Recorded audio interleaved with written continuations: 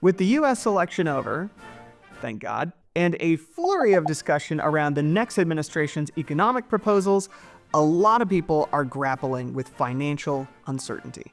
And uncertainty is stressful. A study at University College London found that people who know that they have a 50% chance of receiving an electric shock are actually more stressed than people who know that they are definitely about to receive an electric shock. That's why in this video, I'm going to give you 7 tips to not only future-proof your finances, but also give you a little peace of mind in the face of the unknown.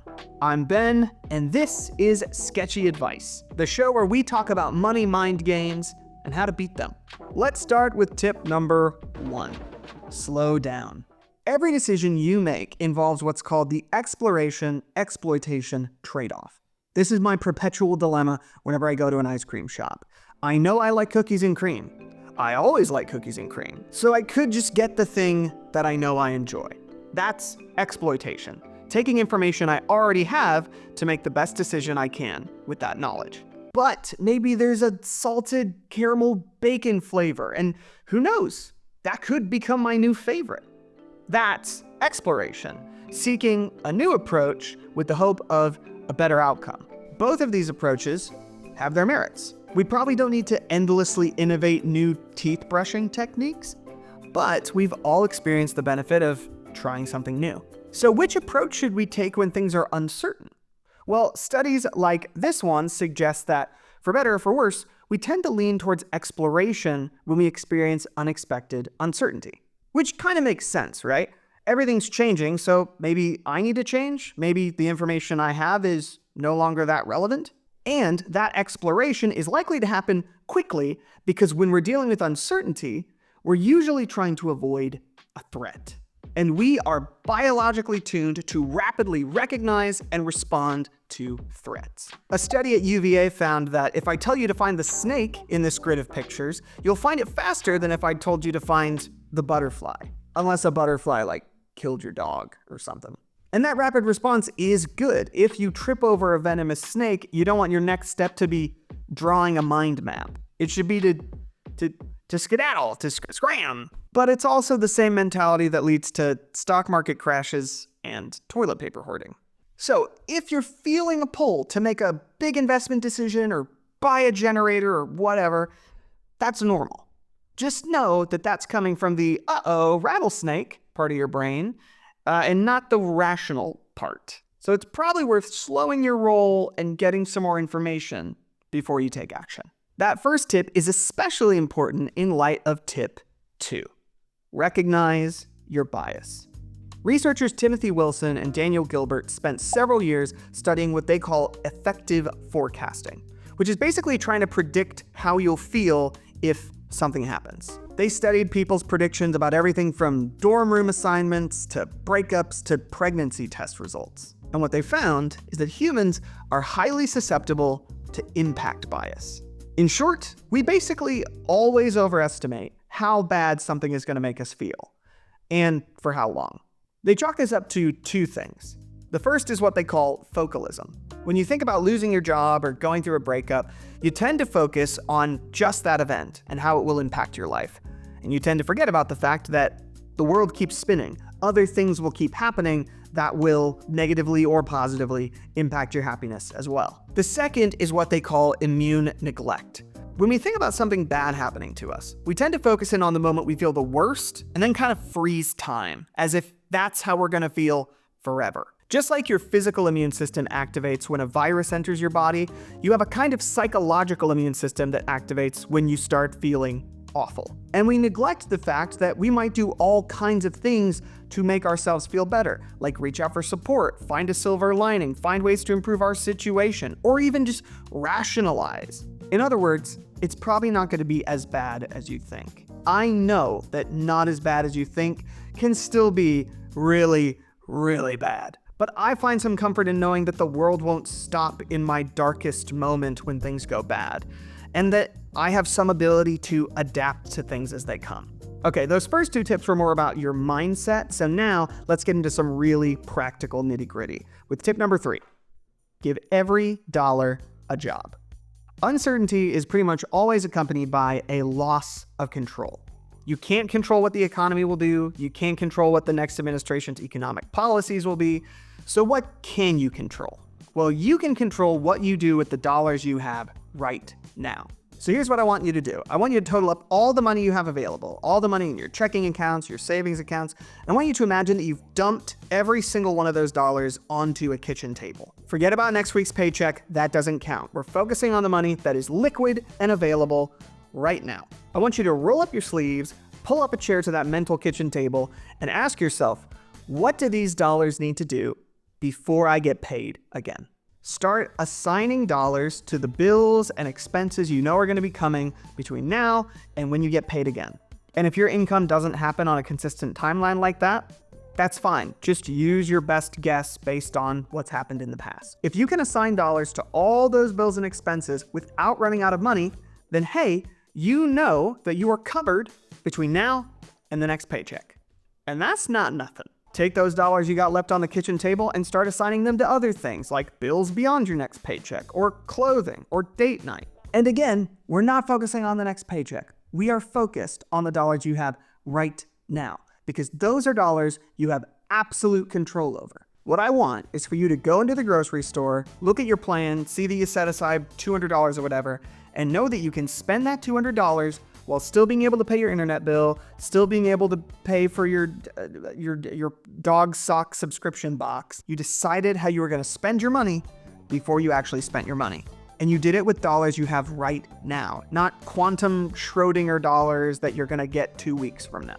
So you just assign those dollars on the kitchen table until you run out of dollars to assign.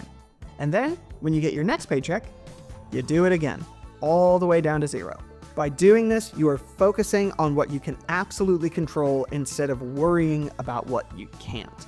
And because you're doing it with dollars you're clearing out any uncertainty or second guessing or doubts about what you can or can't afford, because it's all money you have right now. That's the kind of clarity that can give you confidence in uncertain times. And giving every dollar a job is even more powerful when you apply Tip 4. Break down the big stuff. Maybe you've been feeling uncertain for a while, and maybe that uncertainty doesn't come from the economy. It comes from your 30-year-old HVAC system, or the fact that your car sounds like a beatboxer every time you turn it on. These kinds of expenses are extra stressful because not only do you not know when they're going to happen, but they also tend to be pretty big. That's not even talking about the expenses that you just tend to forget, like car registration or holiday gifts. So how do we deal with these expenses? We break them down. We start setting aside money for these expenses every month, starting now. If you set aside $100 for car repairs every single month, then in a year, you're gonna have $1,200. Is your next car repair gonna cost $1,200? Maybe, it might be more. But either way, having $1,200 set aside just for car repairs, that ain't gonna hurt. If you have a big insurance payment that's going to come due in 6 months, well, take that number, divide it by 6, and start setting aside that amount every month. And then when that payment comes, you got it. It's basically reverse Afterpay, except there's no late fees. Giving some of your dollars the job of preparing for these non-monthly expenses not only means that you're prepared for them when they happen, but it makes everything a bit more consistent, a bit more stable. You're not suddenly trying to scrape together a huge amount of money every time one of these expenses comes up. You're just setting aside the same amount every month. Normal, consistent, boring. And listen, in uncertain times, boring is the new sexy. And if you really want to crank that boring stability up a notch, then here's tip number 5. Get a month ahead. If you're driving on the highway and the car in front of you starts driving like weird, like a little wonky, like a little bit spaghetti-o, would you rather be 60 feet behind that car or 6 feet behind that car? As Greg McKean talks about in his excellent book, Essentialism, having margin gives us the time and space we need to make better decisions. And if we don't make the conscious effort to build some breathing room into our finances, we're gonna be tailgating our expenses. And that is extra stressful when we're feeling uncertain about the economy. So when you're giving your dollars jobs, if you have some money left over after covering the important, urgent stuff and looking at those non-monthly expenses, consider putting some toward next month. If you get a big old tax return or a bonus or whatever, you could put that all towards a big Disneyland trip, or you could put at least some of it towards building that margin between you and next month. If you do this consistently for long enough, you'll eventually get to a place where this month's paychecks are all being assigned to next month's expenses, because this month's expenses were all covered by last month's paychecks. And that extra breathing room is going to give you the space you need to adapt and maneuver more wisely and with less stress. Tip number 6, practice fear setting. This term comes from author Tim Ferriss, and it's a strategy he uses to grapple with the depression and anxiety he struggled with his entire life.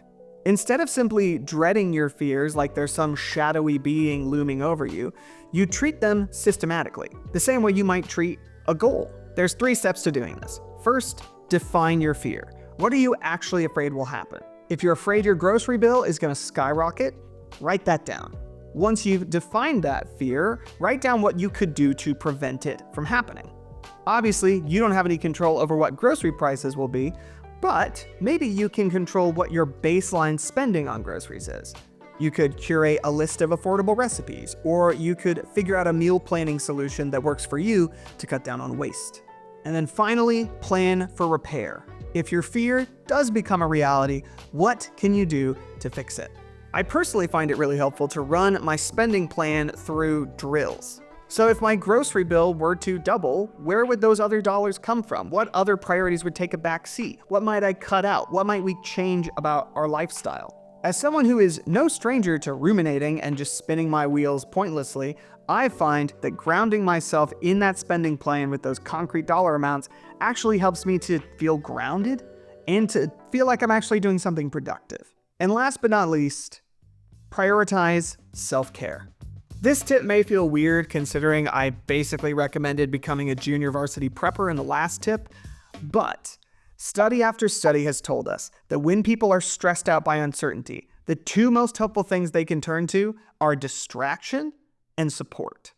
Yeah, you could spend a bunch of time freaking out about the things that you can't control, or you could spend time binge reading a fantasy series, or watching the game with your friends, or learning how to brew kombucha. And you're going to accomplish exactly as much as if you had just worried.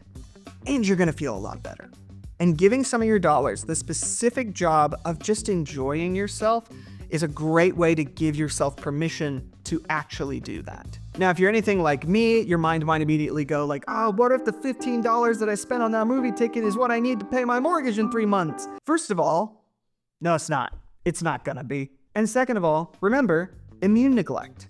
You'll figure this out. You are smarter, stronger, and more capable than you think you are. That's not just me being nice to you, that's science, baby. And you're gonna be in a much better state of mind to figure all this stuff out if you give yourself permission to get off the hamster wheel. Listen, nobody knows what's gonna happen.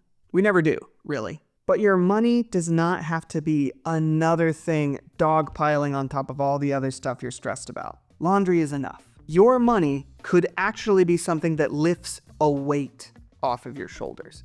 You just need to get it aligned with the things that you care about. Not what your mom cares about, not what your judgy neighbor cares about, what you care about.